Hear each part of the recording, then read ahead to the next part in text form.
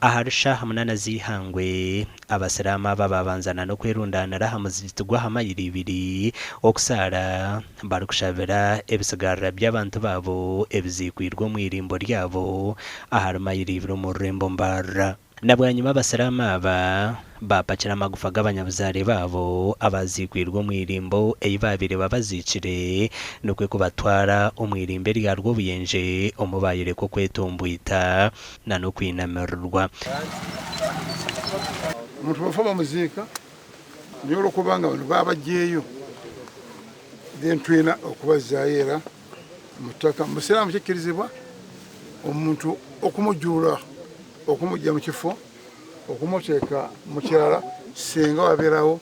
ensonga ez'omugondo ebisigarira ebi byazikwa mu kitinisa ey'abasiramu bajumirira ekikorwa ekikozerwa abebembezi babo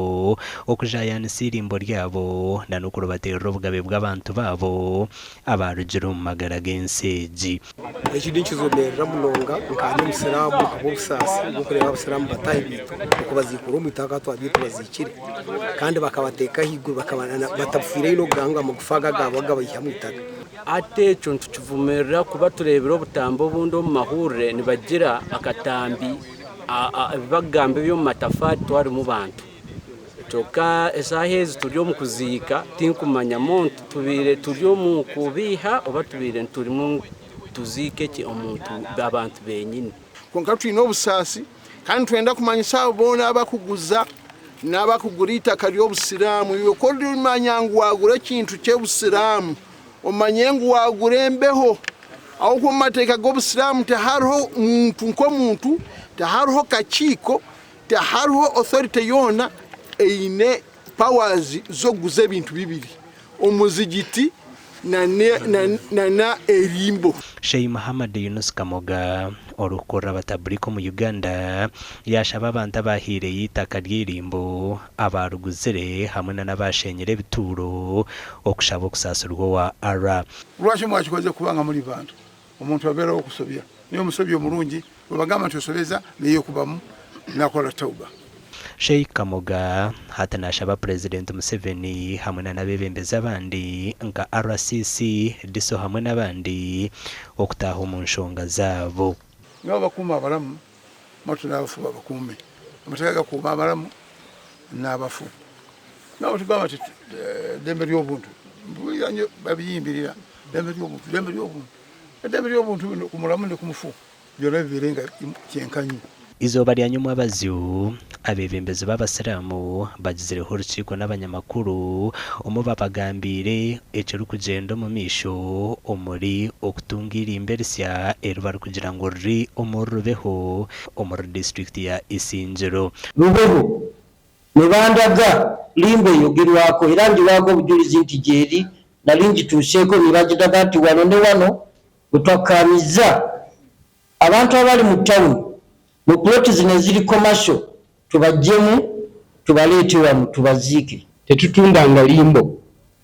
wabula twanunudde ettaka lya Uganda Municipal Council baali badde batukubira mu ngalo wakkirizaganya nti tusu Mansolman tumusiime ekyapa kyala transferinze akidde mu mannya ga Uganda Municipal Council nga bwe kyali original kubanga transfer yali nkyamu. Enamba ey'okubiri kubanga twali mediation nti Uganda Business Council oketalingira interest tusuze alayina mu ttaka eryo because remember yali yasasudde $4,000,000 ne sente endala because this man agreement agreements endala zy'alayina ngezikulaga nti money exchanges hands so netusalamu nti tumulizinga ettaka eryo era ntumulizinga ettaka eryo